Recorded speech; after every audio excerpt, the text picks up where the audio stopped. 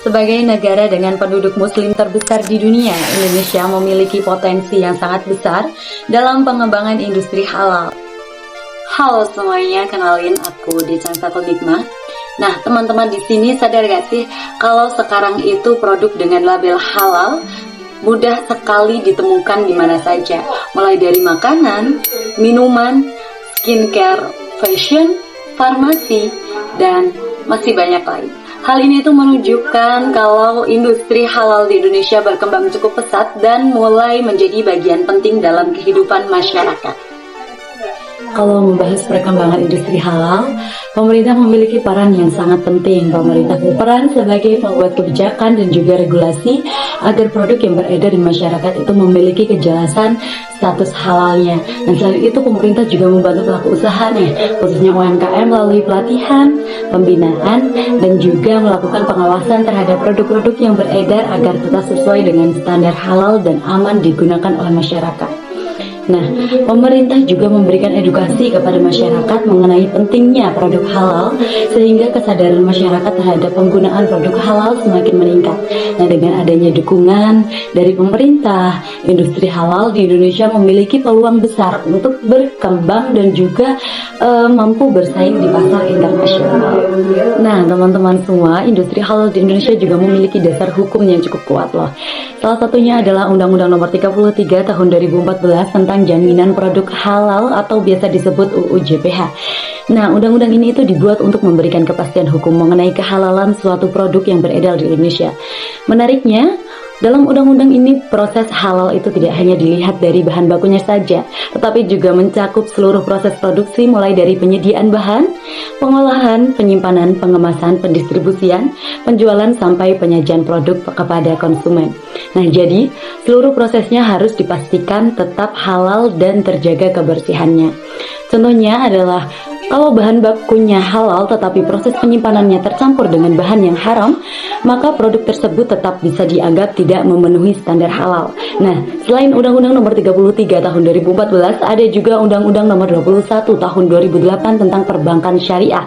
Ini itu yang mengatur sistem keuangan berdasarkan prinsip syariah.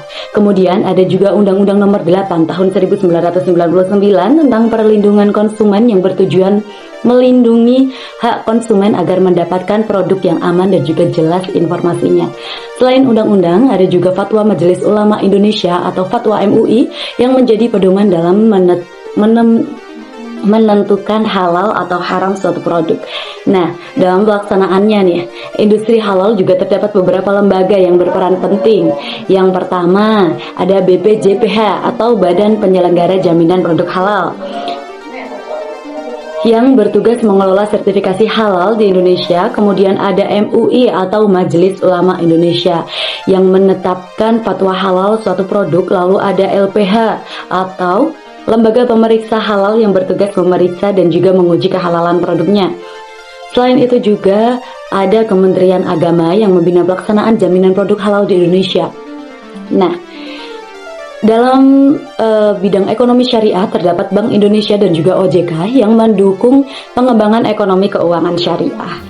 Selanjutnya, menurut saya ada beberapa strategi yang dapat dilakukan untuk mengembangkan industri halal di Indonesia.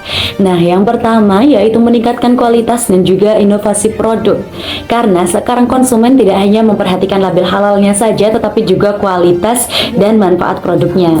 Nah, yang kedua proses sertifikasi halal juga perlu dipermudah terutama bagi UMKM agar lebih banyak produk lokal yang memiliki sertifikasi halal. Lalu yang ketiga ada teknologi digital. Ini itu juga sangat penting.